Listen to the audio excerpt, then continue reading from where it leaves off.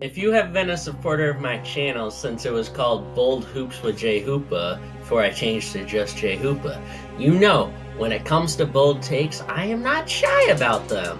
And you know I get extremely bold at times. And in today's video, we got the perfect video for me to represent this channel. And it is my 10 boldest takes for the upcoming NBA season.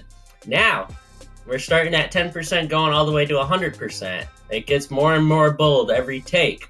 And then at 100%, you're going to see what I cooked up. And that is so outlandish, but it just might be true. But anyways, I know a lot of these takes won't come true, so don't get hypercritical about it. They're bold takes for a reason. But let's get right into it. My 10% take, and we're starting off a little bit light here. We're not getting too hot, too bold, you know. My first take is that the Warriors are going to have a crazy bounce back season and prove to everyone that they are still very elite. Now I know they have no height, but even when the Warriors won 2 years ago, they didn't really have height, but they had good wings. And Chris Paul's here now, and he makes every young player elevate, and he even elevates older players that look to be washed. For example, you got Kuminga and Moody and Wiggins. Yeah, I know Wiggins is very good. I think Wiggins is the second best player on the Warriors right now. And Klay Thompson. I think all four of those players are going to have really great seasons because of Chris Paul. And because of that, the Warriors are going to be very elite. Now, last year, the Warriors were very mediocre, with all four of those players not playing up to their expected standard. What's going to happen if they all four of them play up to their potential or up to their expectation? Warriors are going to be very good. Steph Curry's going to have help. Steph Curry carried them into the second round. Imagine what's going to happen if he has any type of help. Take number 2 or 20%, however you want to look at it, is that Chris Middleton is going to have a bounce back year and show that Milwaukee seriously has a big three. Now, I know Chris Middleton has been underperforming terribly. Like, let's just be honest. Ever since they won, he's been kind of buns. But towards the end of last year and a little bit in the playoffs, he was starting to get into his rhythm. He's been out of rhythm due to injuries and age. But he's also been forced to do a lot on the offensive end, and it leads to inefficient shooting. And inefficient shooting leads to problems with it. Inefficient shooting leads to problems with rhythm. And now he doesn't have to manage that whole load on offense now that Damian Lillard's there. Damian Lillard's the best perimeter player on the Bucks now. He's the best perimeter scorer, best passer, best facilitator.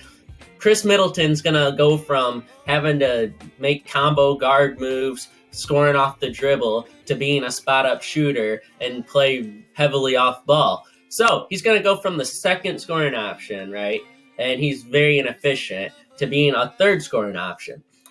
He's going to be very efficient and have a rhythm. He's going to average about 20 a game next year. I'm going to tell you that right now. If he stays healthy, he's going to be the third star for the Bucks, and he's going to be a big reason why the Bucks are very, very good.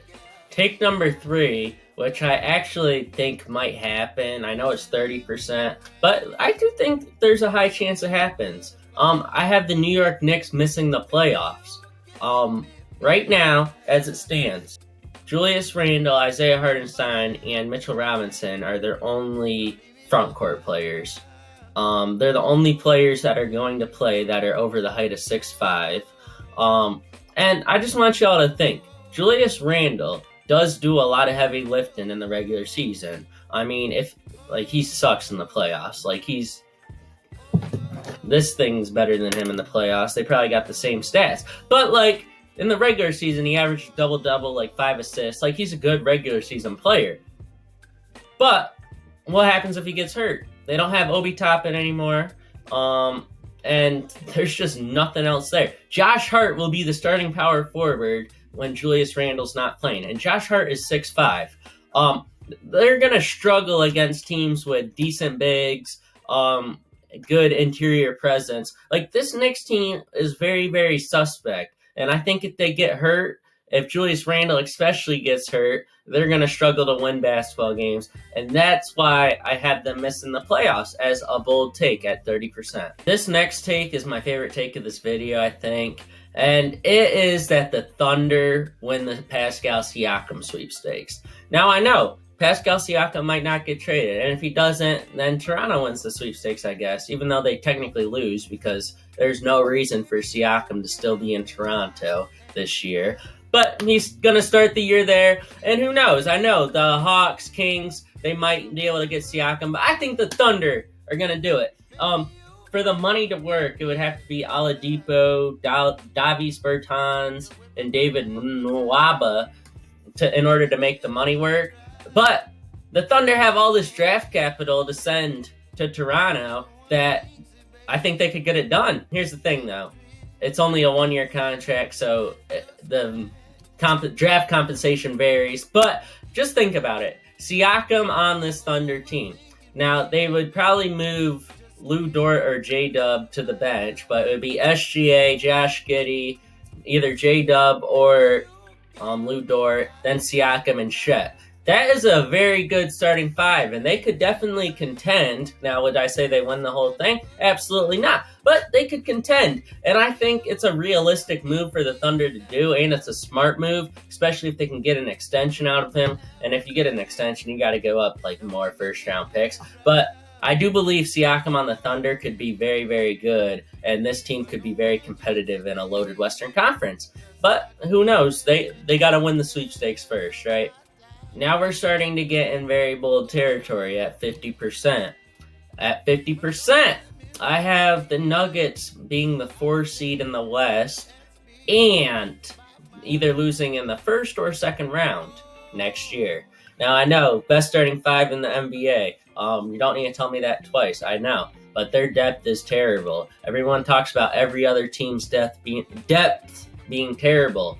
This Nuggets team has no depth. If one of their starting five, with the exception of KCP, gets hurt, they're going to be in trouble, especially if it's Jamal Murray or Jokic. It seems like everyone wants to talk about every other team getting hurt before they want to talk about the Nuggets getting hurt. And the Nuggets are the team that just won it with everyone healthy. But the years Jamal Murray's been healthy, they haven't been any type of good. So, I feel like people are forgetting to talk about the Nuggets and injuries. That's just my personal opinion. But that's why this is 50%. It's 50-50 bold, I guess.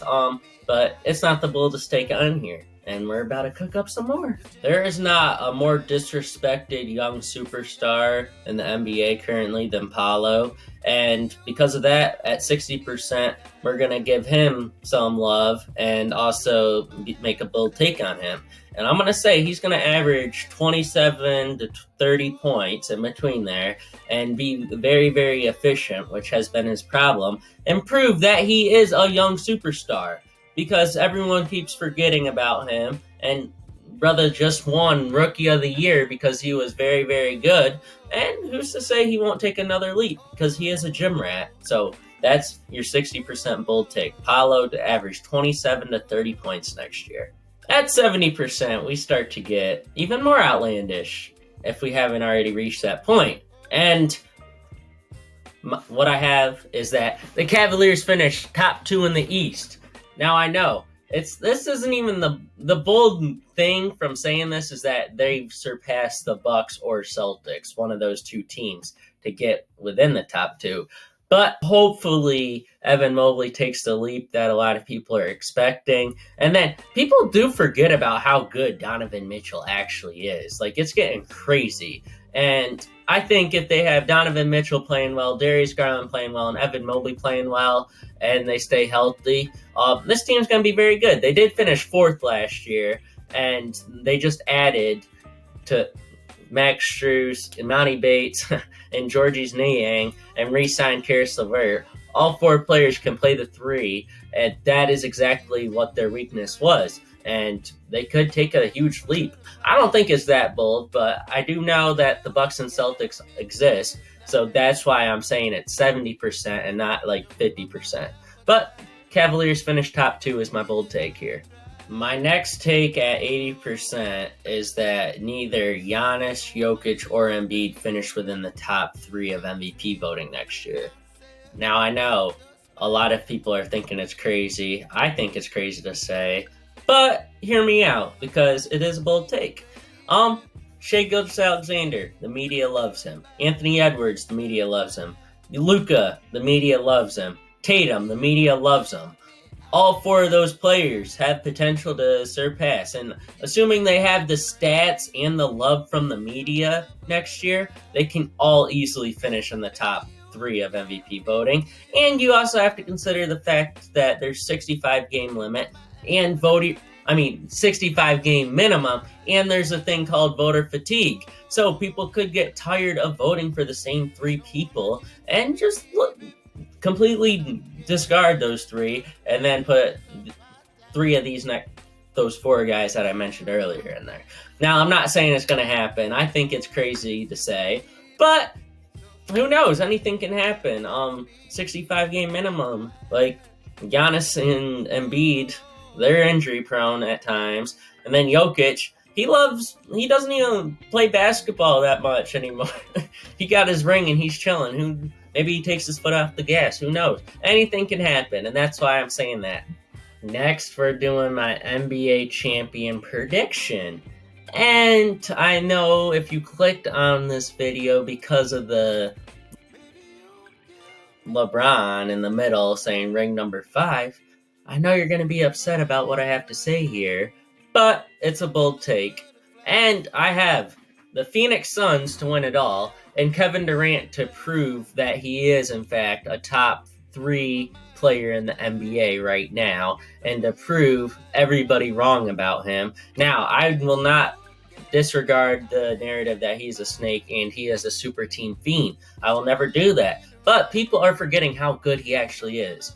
He almost beat the Bucks team that won it all single-handedly. He is elite, and he's going to prove that he's one of the top 3 best players in the NBA. And he's going to prove everybody wrong about this super team because it's Devin Booker and Bradley Beal are players that are going to play their hearts out, unlike Harden and Kyrie. And then he finally has a roster around him. That Nets roster was never top tier, but he was carrying them. And he was so uncomfortable last year with the Suns. He played 8 games before the playoffs. He was uncomfortable. He's going to be very comfortable this year. He's going to average 33 points a game in the playoffs next year. He's going to go crazy. Kevin Durant, Finals MVP, Suns champions, and it's not even close. They're definitively the best team in the NBA, and that's the bold take. Suns are going to be easily the best team in the NBA. Kevin Durant's going to show he's a top 3 player in the NBA. And my final take, 100% bold. This probably will not happen, but I want to say it in case it does happen to make me look smart. But Zion Williamson, Luka Doncic, and Joel Embiid. One of these 3 players will request a trade, yes, but that's not the bold thing. One of these players will be traded. Yes, traded. Not just a trade request. They're going to change in the middle of the season. Now, I don't know where if I had to guess where Zion would end up, it would be New York. If I had to guess where Embiid would end up, it would be in Miami. I cannot guess Luka because I don't know. But anyways, my biggest take is that one of these 3 players will change teams because of how bad the situation is getting for them, and they will want out, and their organization will bless them. If I had to bet between any of these 3 right now, it would probably be Zion, but who knows what would happen. So that concludes my top 10 bold takes going from 10% to 100%.